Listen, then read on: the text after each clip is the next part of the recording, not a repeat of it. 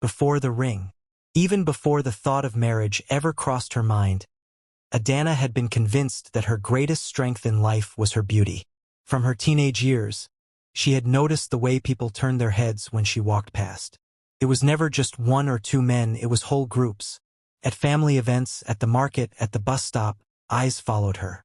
She had grown up with the quiet confidence that she was not ordinary. In the university, it became even more obvious. Lecturers who were known for being strict softened in her presence. Assignments that earned her friends hours of sleepless nights seemed to receive unexplainable grace when she submitted hers. Even strangers noticed her. Men in flashy cars slowed down at crowded bus stops just to offer her rides. Some begged, some pleaded, others promised gifts. She would laugh softly, toss her long hair, and wave them off with practiced pride. Deep inside, she told herself, "This beauty is not ordinary. It is my crown, my ticket to the life I deserve." Adana's motto became, "I cannot settle for less. My beauty deserves the best." The secret checklist. She never wrote it down, but in her heart, she carried a secret checklist of the man she would marry. It was not negotiable. He must be tall and handsome, because her beauty deserved nothing less than a striking counterpart.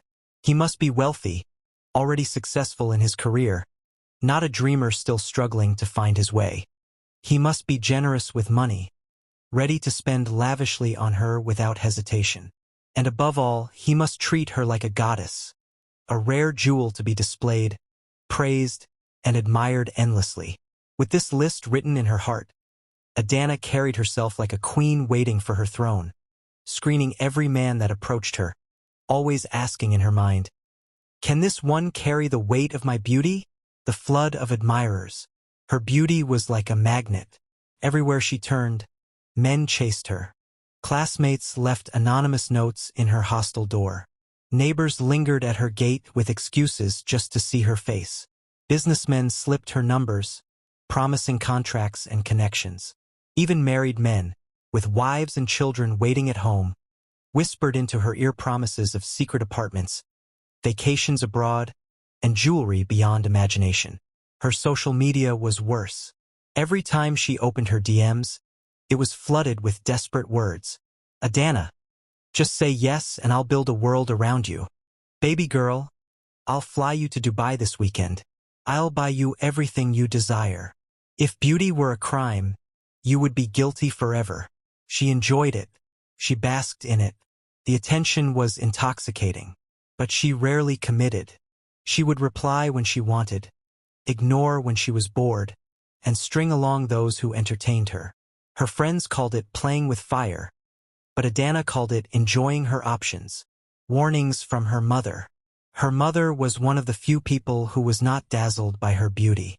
She had lived long enough to see what beauty could and could not do. Often, she would sit Adana down and say, "My daughter, beauty is like the morning dew. It shines bright, but it does not last forever. Do not waste your years chasing shadows. Money is good, but peace of mind, respect, and true love, those are the treasures a woman needs." Adana would laugh softly, wave her hand, and smile. "Mama, don't worry. My beauty will always open doors for me. I know what I am doing."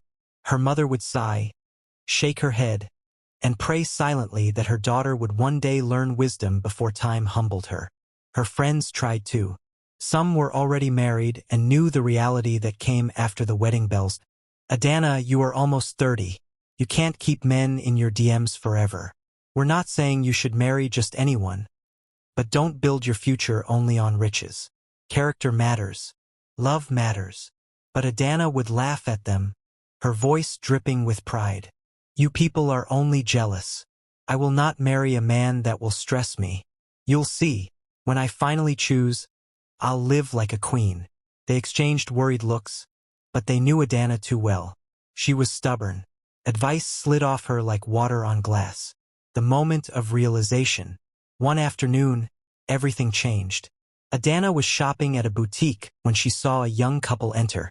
The woman was slim, radiant, and clearly younger than Adana.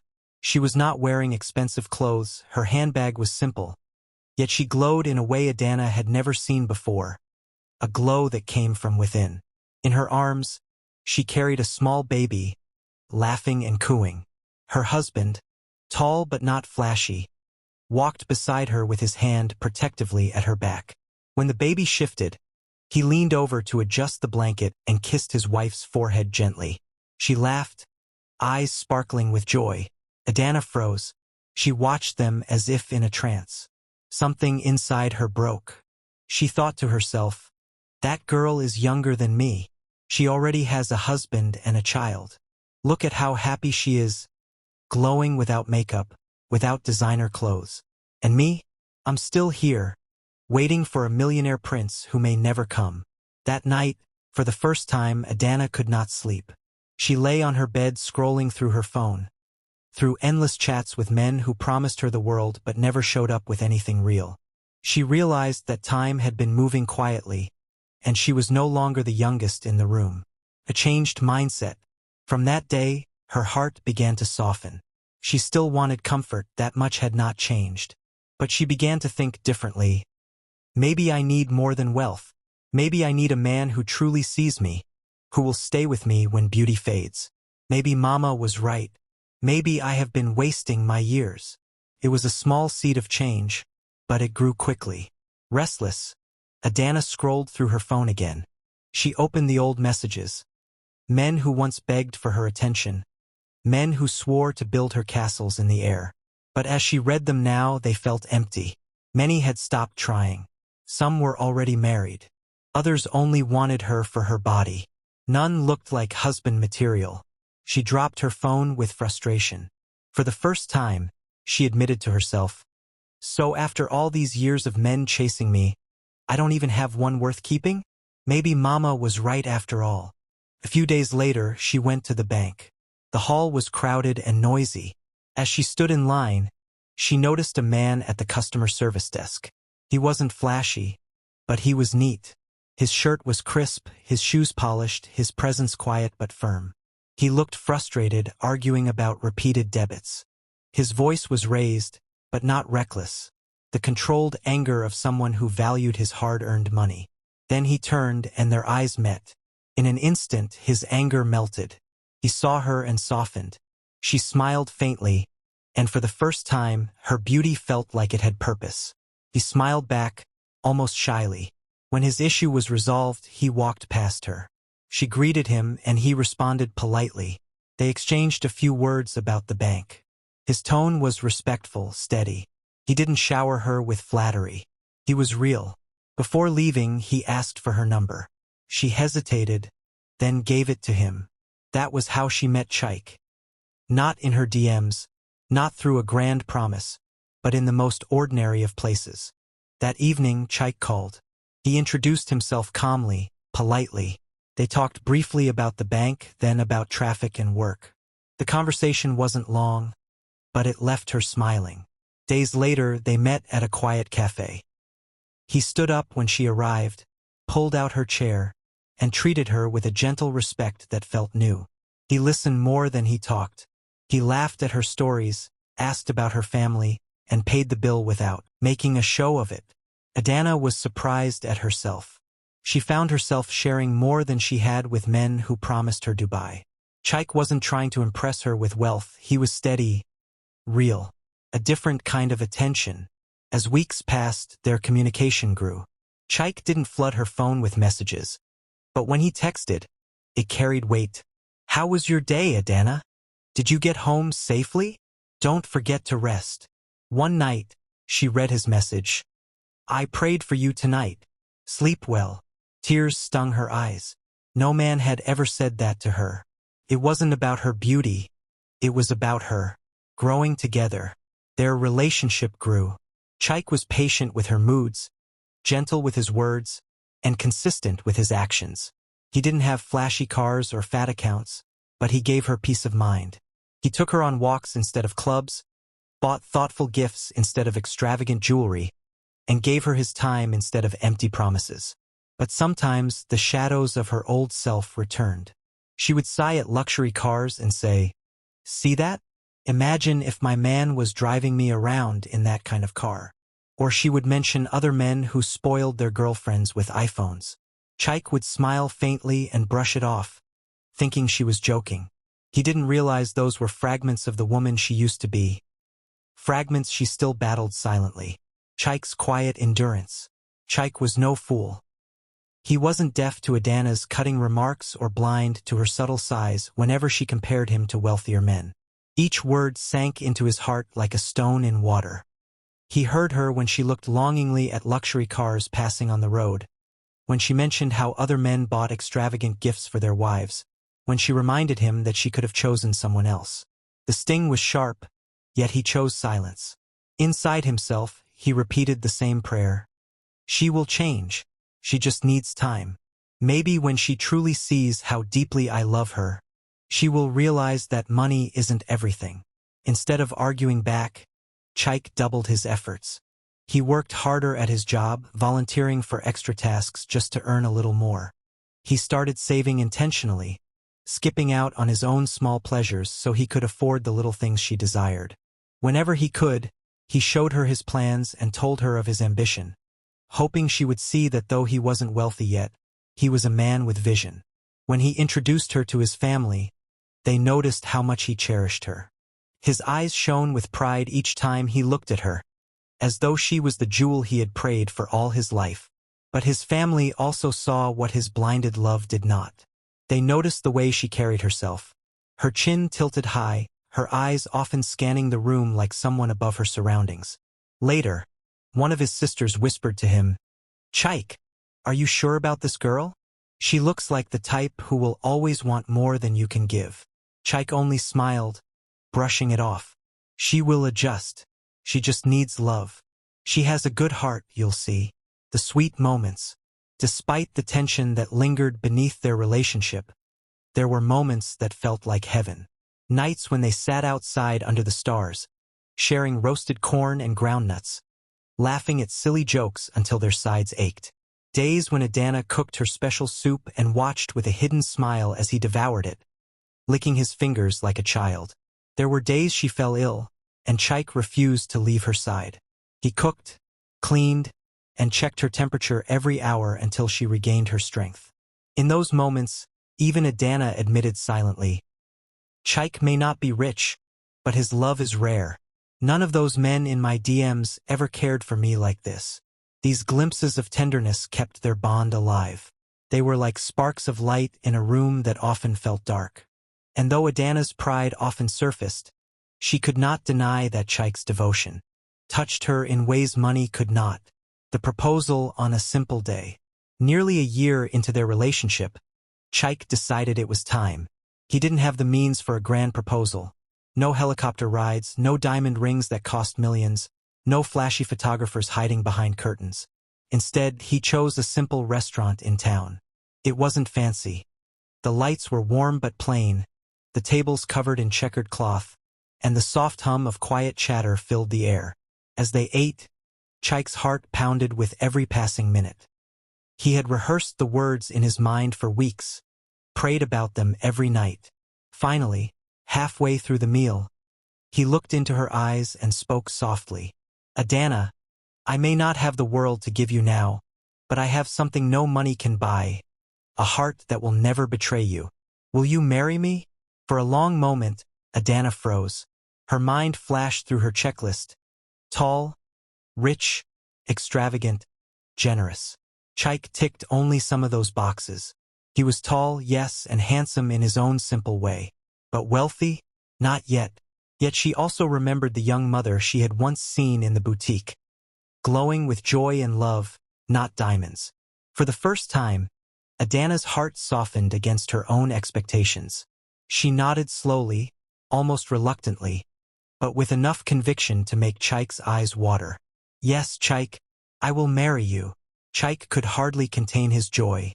That night, he prayed longer than usual, thanking God for answering the deepest desire of his heart. He immediately began planning their wedding with excitement, determined to give her a day she would never forget. From the moment he introduced Adana as his fiancée, Chaik glowed with pride. To him, she was more than a partner. She was a crown on his head. Whenever there was an office party, a wedding, or a church program, he insisted she came with him. He loved introducing her. "This is Adana, my fiancée." His colleagues admired her elegance. His friends envied him. His family marveled at her beauty. She was always well-dressed, polished and poised, and Chaik felt he was the luckiest man alive. Yet beneath the pride, cracks were forming. Adana's attitude often flared, especially when things didn't go her way. If the food wasn't what she wanted, she snapped. If he failed to buy something she casually mentioned, she grew cold. Sometimes she compared him openly to richer men. Whenever Chaik tried to gently correct her, she would flare up even more. To avoid quarrels, he learned to bend. "I'm sorry, my love," he would whisper, even when he wasn't wrong. "I didn't mean to upset you." It became a pattern. She would get angry and he would apologize. He believed it was the price of peace. A growing sense of power. Adana began to notice this. Each time she got angry, he soothed her. Each time she pushed, he bent. She saw how he adored her, how he feared losing her, and slowly she began to feel untouchable. One night, after Chaik had begged for forgiveness over a trivial matter, she laughed to a friend on the phone. "Chaik is lucky I'm even with him.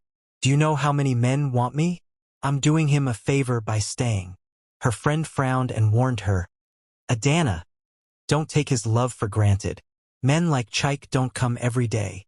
But Adana only shrugged. In her mind, her beauty gave her the right to demand whatever she wanted. Chaik saw her flaws, but he chose to focus on her good side. "She will change with time," he told himself. "She just needs love and patience." His heart was too entangled to let go. He bought her gifts within his means. He took her to decent restaurants. He worked late nights to save for the wedding she wanted. And each time she made him feel small, he forgave her, convincing himself that nobody was perfect. For Chaik, Adana wasn't just beautiful. She had shown him glimpses of kindness that others didn't see. To Adana, the wedding wasn't just a celebration of love. It was a stage to prove she was still the beauty queen people admired, to show that she hadn't settled. She demanded the best fabrics, expensive photographers, a glamorous hall, and a reception that would make tongues wag. Chaik tried to meet her expectations. He spent beyond his means, borrowed from friends, ignored their warnings, and pressed on. "Anything for Adana," he kept saying. When disagreements arose over details, Adana snapped at him. Even though she was often the one being difficult, Chaik always gave in. "Sorry, my love. Let's not fight," he would whisper. To outsiders, they looked perfect. But inside, the balance of power tilted further in her favor. The wedding was beautiful.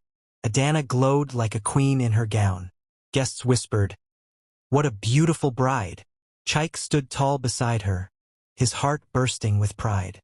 He finally had the woman of his dreams. Adana, meanwhile, basked in the attention. Every compliment was like fuel to her ego. For her, the wedding was proof that she was still the woman men desired. For Chaik, it was the beginning of forever. He told himself that marriage would calm her pride. Early days of marriage. In the beginning, married life seemed sweet. They shared laughter in the mornings, sometimes cooked together, and prayed before bed. Chaik adored her more than ever. He loved showing her off at family gatherings and church programs. But Adana's attitude did not soften. If he failed to meet her expectations, she reminded him of men who gave more. "Do you know Emeka bought his wife a brand new car? And I'm still using Uber." Chaik swallowed the hurt and smiled. "I'll do better, my love. Just give me time." Whenever they quarreled, even if she was clearly wrong, he apologized first. Peace to him was more important than pride. The flooded DMs. Marriage didn't stop the world from admiring Adana. If anything, it made her more desirable. Her social media overflowed with messages from men. Wealthy men. Handsome men. Some were strangers. Others were those she had once ignored. "You're too fine to be hidden," one wrote. "Your husband doesn't deserve all this beauty. Let me take you out and show you what real life feels like." Another said, "Marriage has made you glow even more. Tell me what you want, and I'll buy it for you." At night, She scrolled through them. Her heart tugged. These were the kinds of men she once dreamed of, rich, extravagant, the type she had always imagined. Second-guessing. Sometimes, as she watched Chaik working late or counting pennies to balance expenses, she wondered quietly, did I marry too quickly? Did I choose wrong? If I had waited, maybe one of these men would have picked me, and I would be living in luxury by now. She never voiced it, but the thought lingered like smoke in the back of her mind. Still, Adana had her pride. She told herself, if I ever leave Chaik, it will be openly, not in secret. I will not stain my image with cheating. So she ignored most advances. Sometimes she replied playfully, but she never agreed to meet. Deep down, she knew Chaik didn't deserve betrayal, but the constant flood of attention fed her pride. It made her restless, less tender toward Chaik, convinced she had settled. The way she treated him, every effort from Chaik was unconsciously measured against the promises in her DMs. If he bought her a modest gift, she smiled outwardly but thought, another man would have bought me a car. If he made mistakes, she grew harsh. Her faithfulness to him began to feel, in her mind, like a sacrifice, as though she was doing him a favor by ignoring her suitors. Meanwhile, Chaik, oblivious to her inner conflict, loved her even more. He carried her to his meetings, celebrated her beauty, and bent over backward to keep her happy. He didn't know he was living with a woman who was not fully content, even though she wore his ring. Chaik's love wasn't blind infatuation. Yes, her beauty dazzled him, but it wasn't only that. He had seen her good side. He had seen her stop to give money to beggars, share her food with a hungry neighbor, or massage his shoulders after a long day. He told himself, nobody is perfect. She has flaws, but her good side is worth fighting for. When Adana became pregnant, Chaik's joy was overwhelming. He treated her like glass. He wouldn't let her lift heavy things, ensured she ate well, and prayed for her daily. But instead of softening her, pregnancy magnified her flaws. Her moods swung wildly, and her pride sharpened. If Chaik came home late, she snapped, so you've started neglecting me? Is this how you'll behave when the baby comes?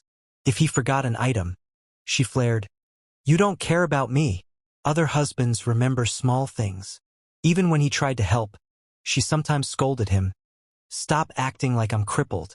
Chaik, I can take care of myself. Chaik's understanding. Through it all, Chaik endured quietly. He told himself, it's the pregnancy. Once she gives birth, she will change. He spoke kindly even when her words cut. He apologized quickly to avoid stress. He prayed privately, begging God to help her through the season. To his friends, he smiled and said, Adana is not herself right now. It's just the baby talking. After delivery, you'll see her true self again. But in the corners of his heart, fear whispered, what if this is who she truly is? What if marriage and pregnancy have only revealed what was already there? Still, Chaik clung to love, to the glimpses of kindness he had once seen. He believed that one day, the woman he adored would return. After the birth, a room full of light.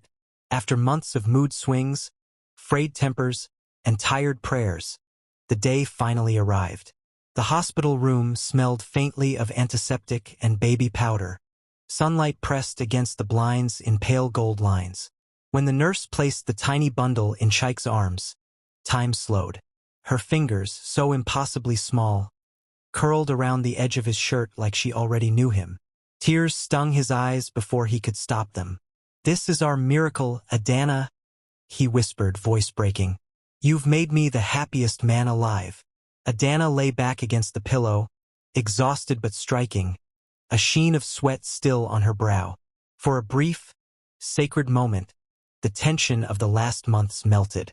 Relatives poured in, singing, praying, taking photos. Aunties prophesied long life. Uncles pressed soft envelopes into palms. Cousins argued over who the baby resembled. Laughter scattered across the room like confetti. Watching Adana smile as the baby yawned, Chaik thought, surely, motherhood will soften her. Surely, now, she will see life differently. But the hope dissolved faster than it came.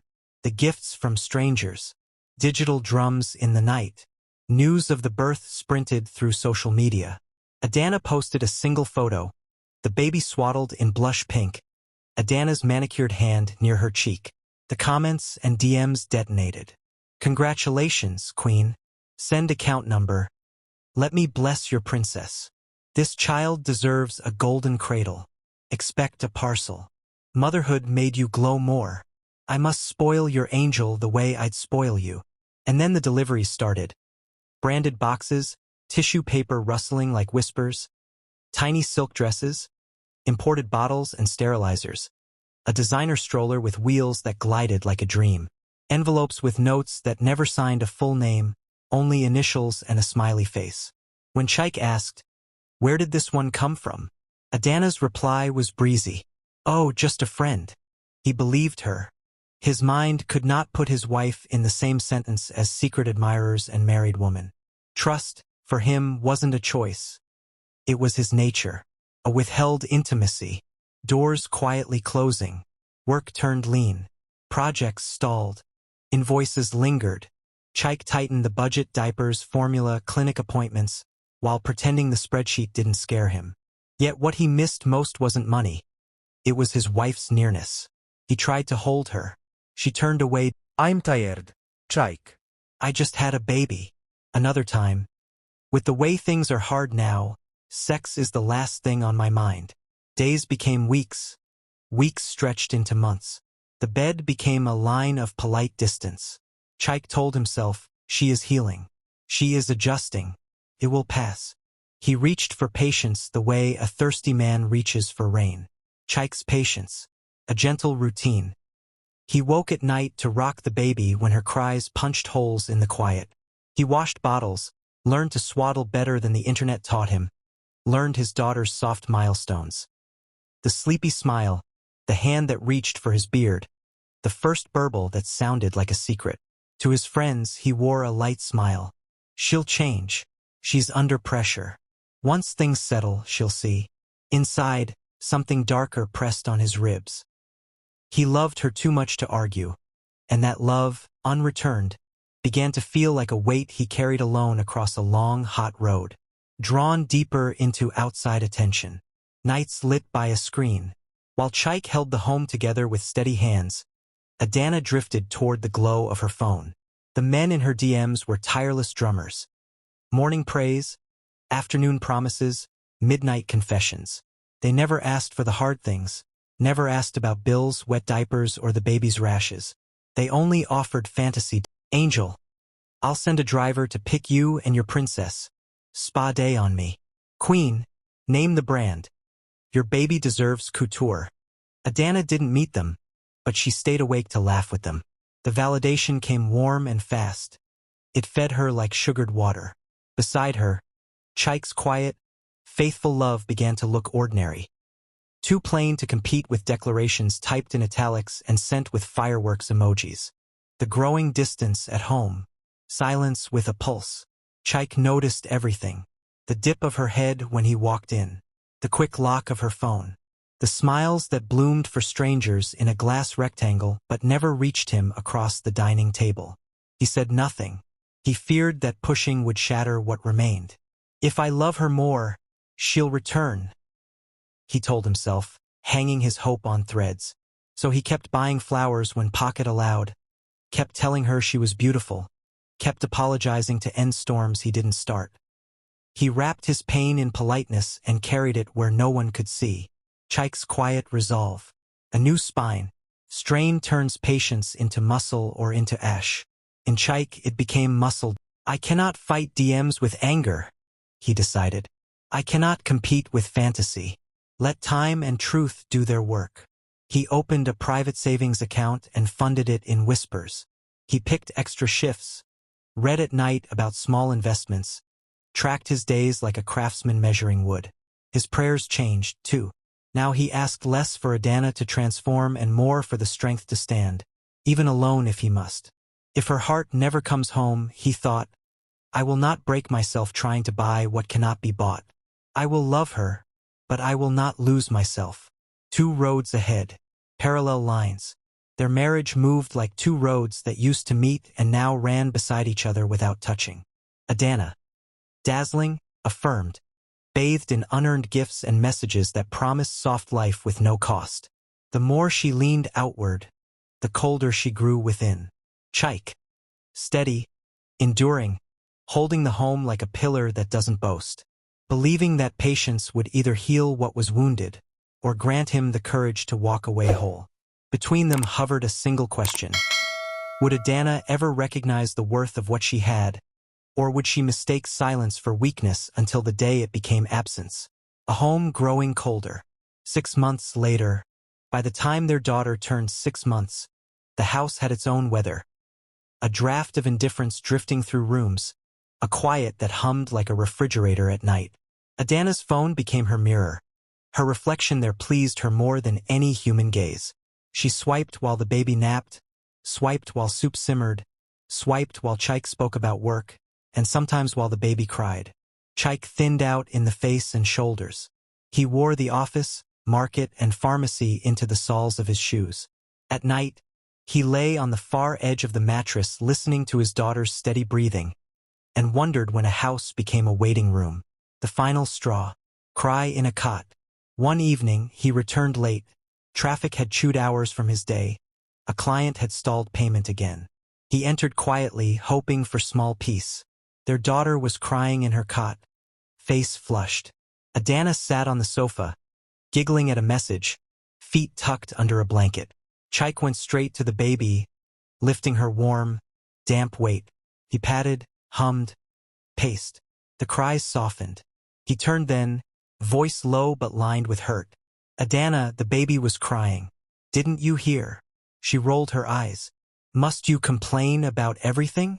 I was replying a message. Don't act like you're the only one who knows how to care for her. Something in him snapped, not violently, but like a rope that finally gives after bearing too much weight. The outburst, a voice he'd never used. Chaik's voice rose, steady and controlled, carrying years of swallowed words. I have kept quiet long enough. I've apologized when I wasn't wrong. I've endured your pride, your coldness, your comparisons. I carry this home on my back while you chase shadows on your phone. Enough. Adana blinked, stunned. She had never seen this version of him. I have loved you, he continued, eyes fierce with pain. Treated you like a queen while you treat me like I'm disposable. I am a man, not a punishment, not your favor. If my love is not enough, say it. But I will not live like this anymore. The room inhaled and held its breath. The baby slept against his chest. Screens dimmed. Words failed Adana for the first time in a long while. Chaik laid his daughter down gently, took his car keys, moved to the door. Where are you going? Her voice trembled. To find my peace, he said. Whether it's with you or without you, I don't know. But I cannot be a stranger in my own marriage. He left. The door's soft click sounded louder than a slam. After that night, a different quiet. He returned late the next morning, calm, composed, changed. The man who apologized to keep the weather fair no longer did. When she snapped over something minor, he didn't bow his head. He looked once, then walked away. When she compared him to richer men, he didn't promise the moon. He smiled faintly and let the words evaporate. The load-bearing wall of their marriage, his endless apologies, had been removed. The cracks that apology had concealed began to show in daylight. The temptation of richer men. Drums become sirens. Her inbox became bolder, predatory.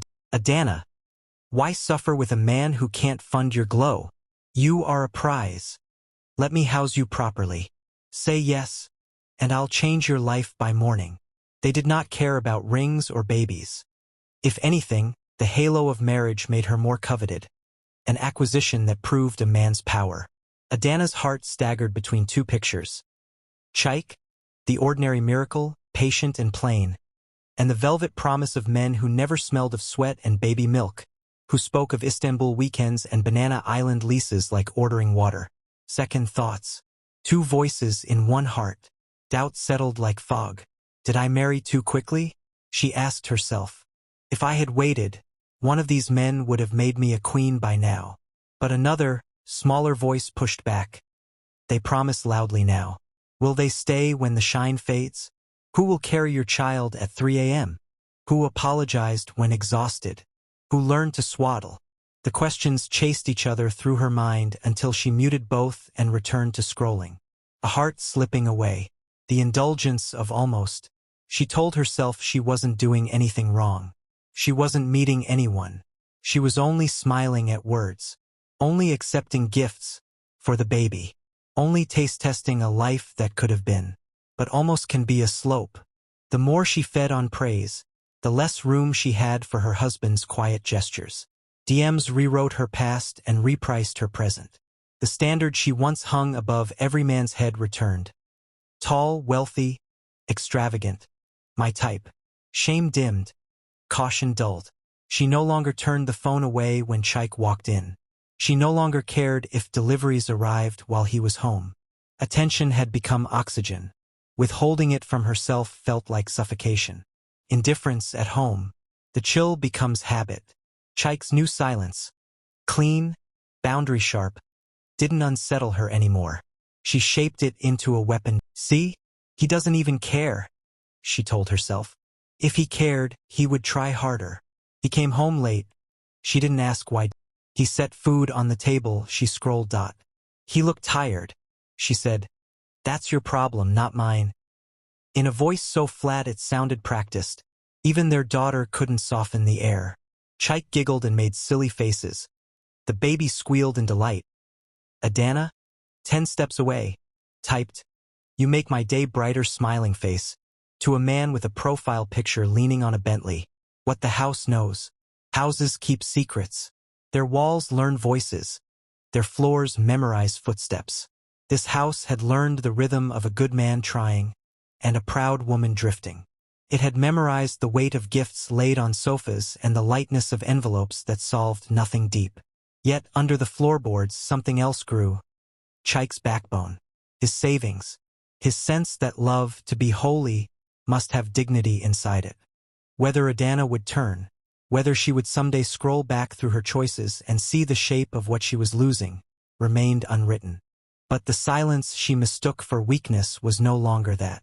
It had become a door. And doors, once opened, do not always swing back.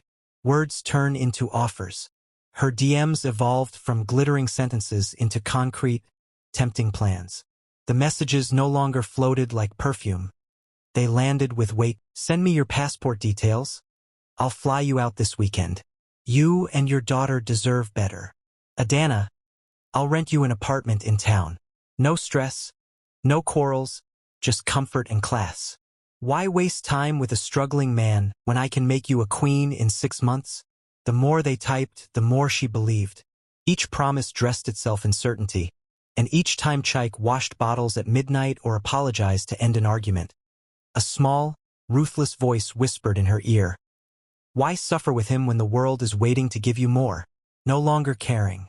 One evening, after dinner plates sat unwashed and the baby's soft whimpers faded to sleep, Chaik tried to reach for conversation.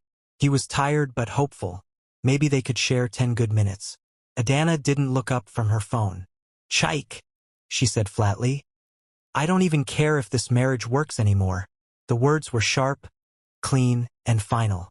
They cut without drama, without raised voices. She returned to her screen, mouth curving at a new notification, while the sentence she had dropped bled quietly between them. Inside, she had already moved to a different battlefield. She wasn't asking if she would leave, only when. Chaik's quiet watch. He didn't argue.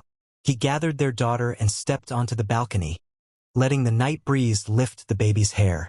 Lagos hummed below.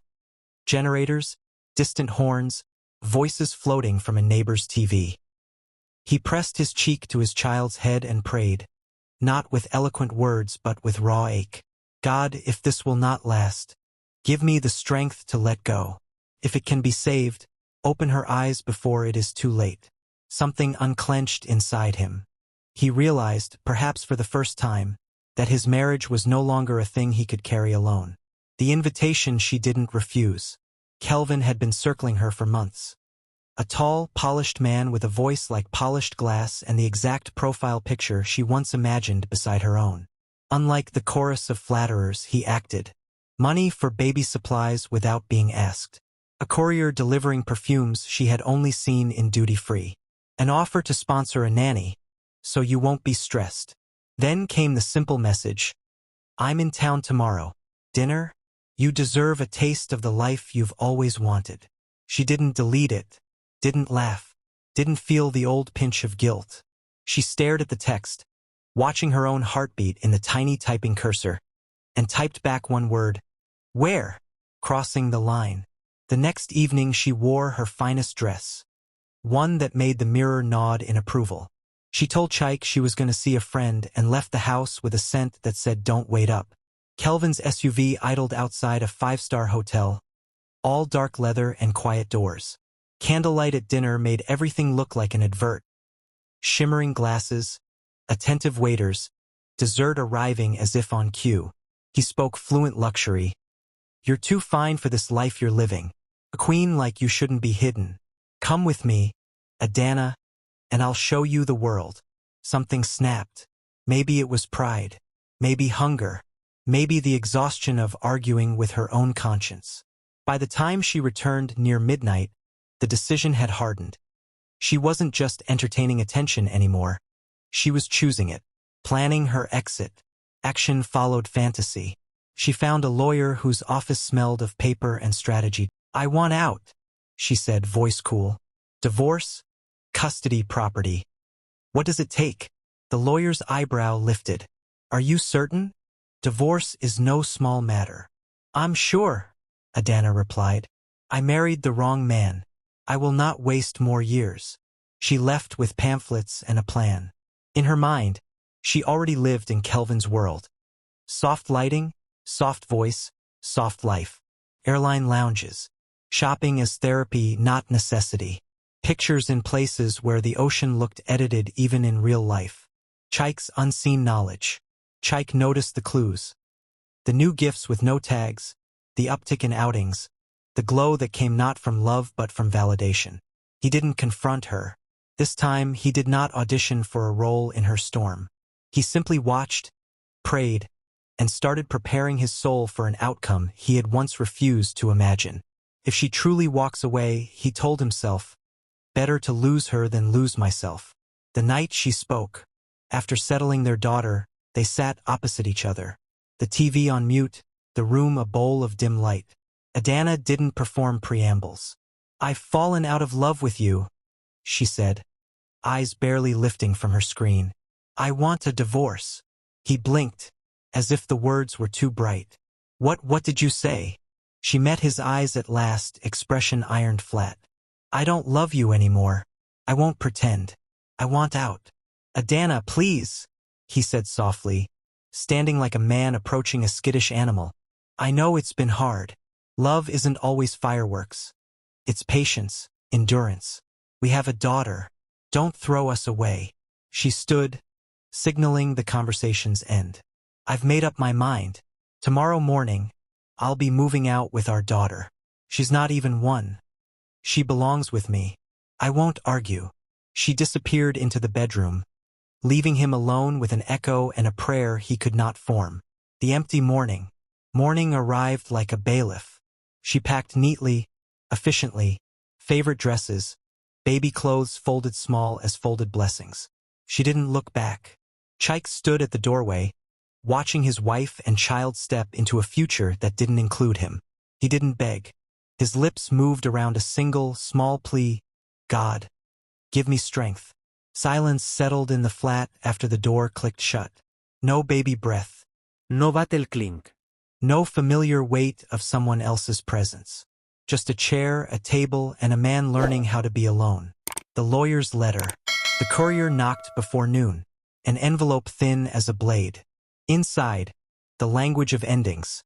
Filed petitions, custody claims, dates circled in administrative ink. His hands shook. The debt from the wedding, still unpaid, floated up in his memory. The loans he took to give her chandeliers, the favors he owed for a hall she had insisted on. I married a crown I could not afford, he thought, and now even the crown has left. He sat and wept, not loudly, not performatively, but with the restrained collapse of a man who has run out of ways to be brave in private. Maybe it's better she left now. A hard, honest thought whispered. If love dies this quickly, it was never rooted. Chaik's struggle. Life narrowed to essentials. He moved through corridors at work like a shadow. Polite, efficient, diminished. Colleagues' whispers trailed behind him. Some were pity dressed as curiosity. Others were contempt wrapped in laughter. How does a man lose a woman like that? The wedding debt pressed on him like a backpack filled with stones. He took extra shifts, learned new tools, courted clients who barely smiled. Some days he skipped lunch and told his stomach to wait until hope arrived. At night he read finance blogs, skill tutorials, anything that promised a small step upward. Prayer became the vocabulary of his mornings. Slowly, the thin thread of purpose began to thicken. He missed his daughter with an ache that had a shape and a schedule. He pictured her first tooth, first step, first word. Milestones happening in an apartment that didn't carry his name. Still, he told himself, I will rise again. One day she will know I did not give up. Adana's new life. The first weeks away tasted sweet. Freedom rang like a new ringtone. Kelvin took her out to the places that take good photos. Rooftop spaces where the city looked curated. Restaurants that plated food like art. People stared when they entered. Adana's mind whispered, yes, this is what I was built for. The thrill gathered into a single night. The night the fantasy became physical. A hotel room designed to erase the day. Silk sheets. Dim lamps. But tenderness did not arrive. Kelvin was arrogant and careless. Impatient with her hesitations. Treating her body like a box he wanted to check. Afterward, his calls thinned. Messages shortened to weather reports. When she brought up the promised apartment, he laughed softly into the phone. Calm down now. Things are tight. Don't rush me. A hinge squeaked in her mind. She looked harder at the man she had chosen, and the gloss peeled back. Rented cars, borrowed watches, photos staged on weekends and posted on weekdays to look like lifestyle. Too proud to return, too exposed to admit the truth. Adana dipped into her savings and rented a small apartment. White walls, new paint smell, bills with her name embossed in black. Kelvin visited sometimes, brought wine and pizza, and put small cash in her palm like a tip. The sudden silence. Something else shifted, the music of her DMs. Attention that once roared now trickled. The mystery around her had evaporated. The chase ended when she became available. Men who once wrote sonnets now reacted with a heart and kept scrolling. Others stopped entirely. At first she called it coincidence. Then she called it haters. Later, in a moment of clarity she quickly buried. She called it what it was. The market prefers the unopened box.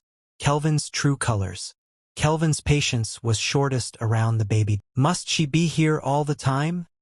He asked, frowning at the sight of a bottle on the table. Another day when the child cried. A tired, innocent wail, he sighed loudly. She's disturbing our time. He rarely carried the child. Never made a silly face. Never hummed nonsense songs the way Chaik did. He looked at the little girl the way some men look at a traffic jam, an inconvenience between him and where he wanted to go. Standing in her rented living room, Adana felt a split inside herself. Memories of Chaik at 3 a.m., rocking a tiny body against his chest, whispering prayers into soft hair, and Kelvin, exhaling in irritation because a baby dared to be a baby. The contrast was a blade. She stepped away from it, then back toward it, then away again. Pride told her to keep walking forward. Memory refused to stop turning her around. What silence teaches. Back in his quiet flat, Chaik rebuilt himself plank by plank. He paid down small debts, opened a second savings account labeled Future, and wore his dignity like a well-pressed shirt. He learned to say less and mean more. On days when sorrow tried to pull him under, he visited places that steadied him.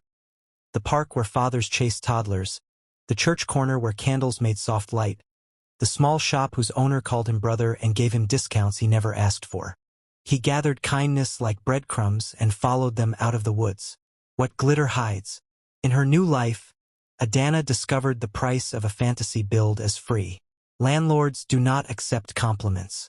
Babies do not sleep through hunger. Men who rent their image cannot sustain a household. She grew proficient at stretching money, buying diapers in bulk, watering down juice, choosing silence over electricity when bills ran late. Nights lengthened. The mirror became truthful. The phone, quieter. When Kelvin did come around, she wore her best smile and pretended the mountain was a hill. He never stayed long. He always smelled of a day that belonged to someone else. A lens comes into focus.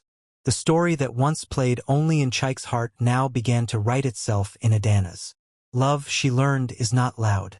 It is consistent. It holds a child at 3 a.m. with breath that smells like mint and hope. It borrows for wedding bills and still shows up with flowers when pockets allow. It asks for nothing but respect and a chance.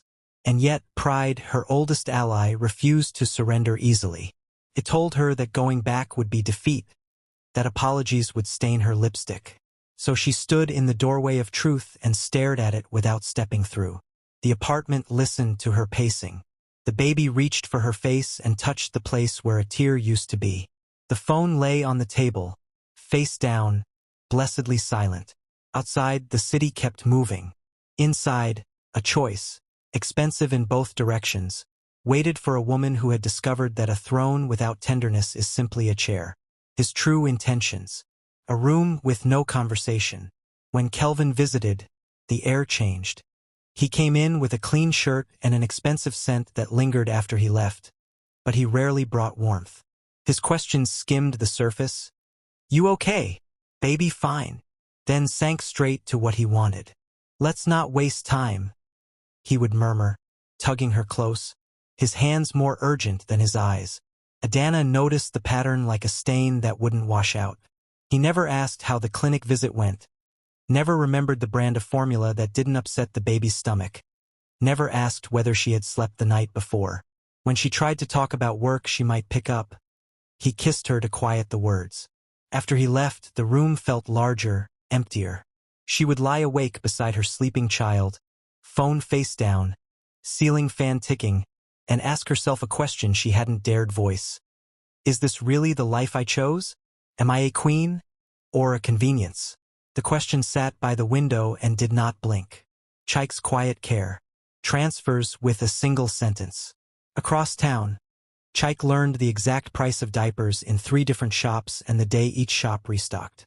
He tracked sales the way some men track scores. Even on weeks when money came late, a transfer still went out with the same steady note. For our daughter. Don't let her lack. Sometimes it was small. Sometimes it barely covered 2 tins of formula. But it always came. He didn't call to confirm. He didn't demand receipts. He trusted that love, when offered without conditions, could still reach a child even when it couldn't reach the child's mother. He kept a notebook by his bed. Dates, amounts, little reminders of vaccinations and sizes of baby shoes. He wrote nothing about heartbreak there. Only plans. Kelvin's silence. Promises, pauses, nothing. At first Kelvin answered when she called, though the warmth had thinned to politeness. Then Adana asked, carefully, "Where are we going with this?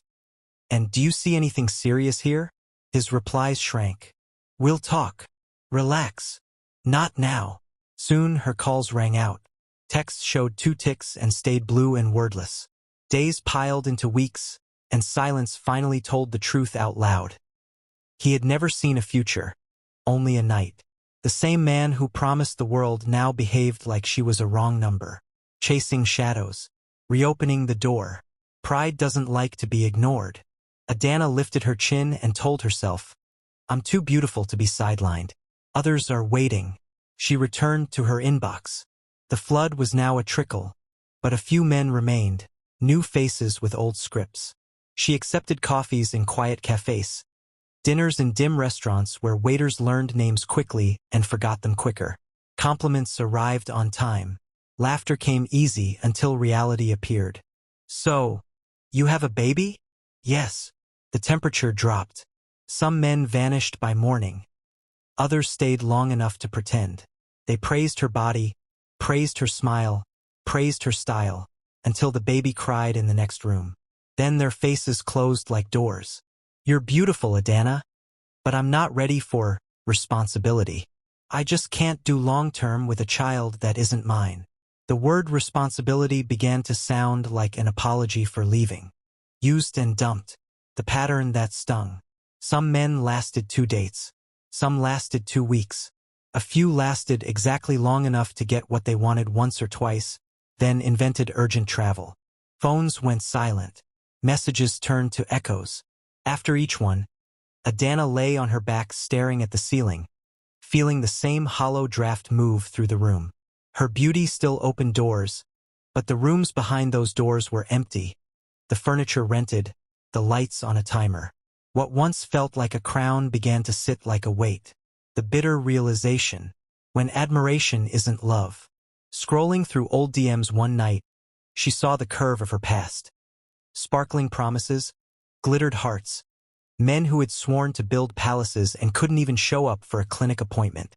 The trap revealed itself. Beauty attracts hands faster than it attracts hearts.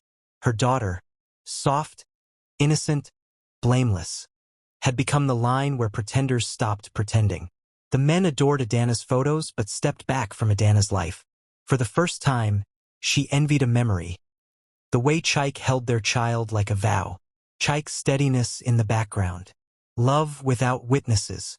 He never chased her. He never bargained. He just showed up where the child needed him, through monthly transfers, through little parcels sent with an aunt, through a carton of wipes that lasted a month. No matter how thin his own month ran, the line in his banking app stayed faithful. In a world that had learned to speak loudly, he let consistency do the talking. Pain into fuel. Work as an altar. Chaik carried his grief like a stone in the chest, but he learned to breathe around it. He poured himself into work with a new steadiness. He solved problems that used to intimidate him, curated files like a craftsman, stayed late when it mattered and went home when it didn't. Bosses noticed. Colleagues deferred. Within a year, a promotion arrived, not a lottery ticket but a solid step. Better pay, broader scope, a seat at tables where decisions were made. He didn't announce it online. He ironed his shirts, adjusted his tie, and walked differently because he felt different. Lessons hardened into bone. Patience is strength, but blind endurance can break a man. Love is generous, but should be planted where it can grow. A man must not misprice himself. Building a new life. Circles that lift. He joined the men's fellowship at church and found prayers that didn't feel like speeches.